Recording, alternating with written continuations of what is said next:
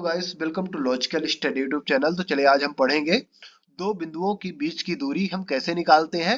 Find the distance between two points. ठीक है ना, दो पॉइंट्स के बीच की हम डिस्टेंस आज निकालेंगे और आपको सिखाएंगे कि हम डिस्टेंस यानी दूरी, ठीक है, उसको हम कैसे फाइंड कर सकते हैं, निकाल सकते हैं।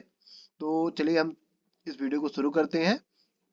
तो हम सबसे पहले लेते हैं एक दूरी का सवाल, ठीक है ना, एक क्वेश्चन ले लेते हैं। तो ये क्वेश्चन हमारे पास है। हमारे पास दो कोऑर्डिनेट कोऑर्डिनेट यानी निर्देशांक दिए हुए हैं, इनको हम निर्देशांक बोलते हैं, ठीक है ना, और इंग्लिश में हम इनको बोलते हैं कोऑर्डिनेट। तो क्या है हमारे पास निर्देशांक? 1 7 और दूसरा है 4 2। ठीक, तो चलिए सॉल्व करते हैं इसको। अब आप इसको हमारे साथ समझिएगा। गिवन पॉइंट्स हमें जो दिया है, ठीक है ना, क्वेश्चन में जो दिया है उसको हम लिख लेते हैं। माना दिए गए बिंदु क्या है? ए बराबर इसको मान लो, बी बराबर इसको मान लो आप। तो ए बराबर हमारे पास क्या है? 1 7। बी बराबर क्या है? 4 2।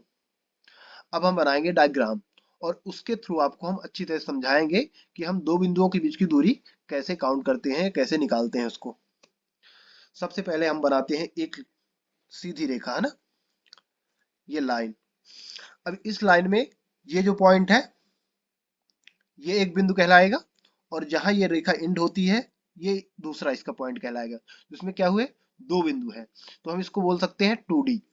ठीक है ना, 2D जिसमें तीन ऐसे खड़ी रेखाएं जाती हैं उसको बोलते हैं 3D।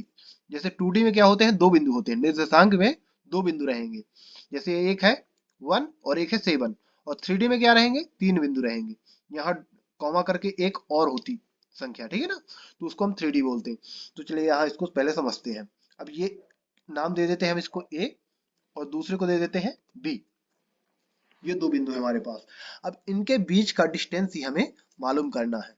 इनके बीच का ए से बी के बीच का डिस्टेंस हमें मालूम करना है। और जहां हमारे पास ए बिंदु के निर्देशांक दिए हैं, ये दिया है, और बी के ये दिया है 4 और 2, और ए का क्या है? 1 और 7। तो चलिए इसको लिख लेते हैं हम। ए बिंदु के निर्देशांक क्या है? 1 7। बी के क्या है? 4 2। ये हमने लिख लिया। अब डिस्टेंस फॉर्मूला, डिस्टेंस फॉर्मूला भी यहीं से हम बनाएंगे, ठीक है ना। तो आपको सिखाएंगे उसको कि डिस्टेंस फॉर्मूला में हम उसके द्वारा मतलब कि दूरी कैसे निकाल सकते हैं, तो वो भी हम यहाँ से बनाएंगे। अब डिस्टेंस फॉर्मूला पहले लिख लेते हैं। ए बी बराबर, ए बी यानी ए से बी के बीच की हम दूरी ज्ञात कर रहे हैं, तो ए बी बराबर डिस्टेंस फॉर्मूला ले रहे हैं, क्योंकि ए बी हमें ए से बी के बिंदु के बीच की दूरी निकाल रहे हैं। तो ए बी बराबर क्या है हमारे पास? Under root x2 minus x1 का कोष्टक whole square plus y2 minus y1 का होल स्क्वायर। ठीक है ना। अब ये कैसे बना?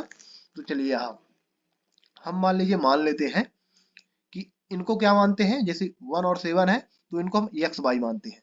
तो यहाँ हम मान लेते हैं कि हमारे पास x1 और y1 निर्देशांक है, ठीक है ना, और यहाँ x2 y2 है, x2 y2, ठीक है ना।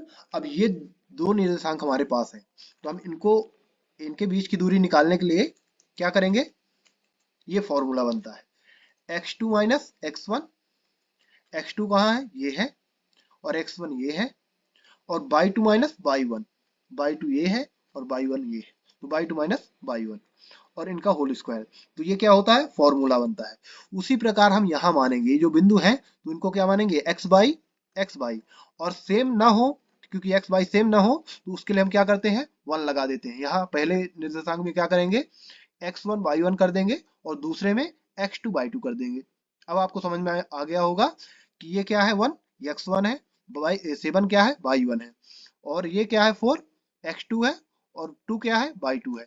अब इन्हीं को हम क्या करेंगे? इस फॉर्मूले में पुट करेंगे। ये निर्देशांक की वैल्यूओं को इस फॉर्मूले में हम पुट करेंगे, रखेंगे, और उसको हल करके ए से बी के बीच की दूरी निकाल लेंगे।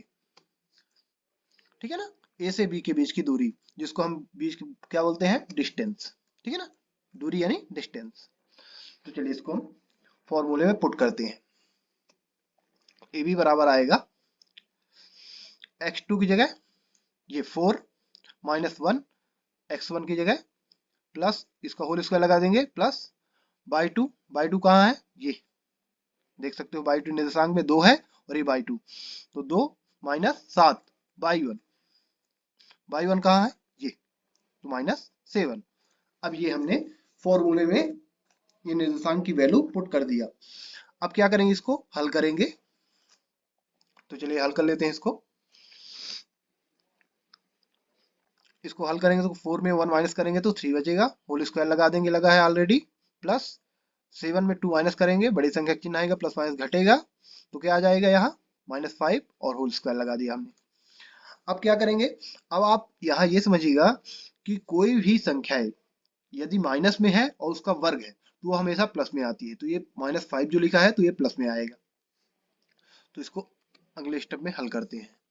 तो अगला स्टेप हमारा क्या है, अगला स्टेप में ये आया 3 का वर्ग 9 हो जाएगा अंडर रूट में, प्लस 5 का वर्ग 25 हो जाएगा। ये हमारा आ चुका अगला स्टेप।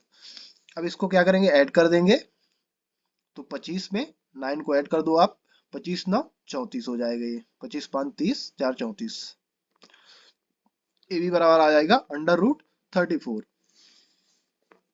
अब दूरी को हम मात्रक में लिखते हैं, इंग्लिश में बोलते हैं उसको यूनिट। दूरी को हम किस में लिखते हैं, मात्रक में। अब यहाँ एक यदि आप एक स्टेप और बढ़ाना चाहो तो अंडर रूट 34 का आप वर्ग निकाल सकते हो, ठीक है ना, इसका वर्ग पॉइंट में आएगा।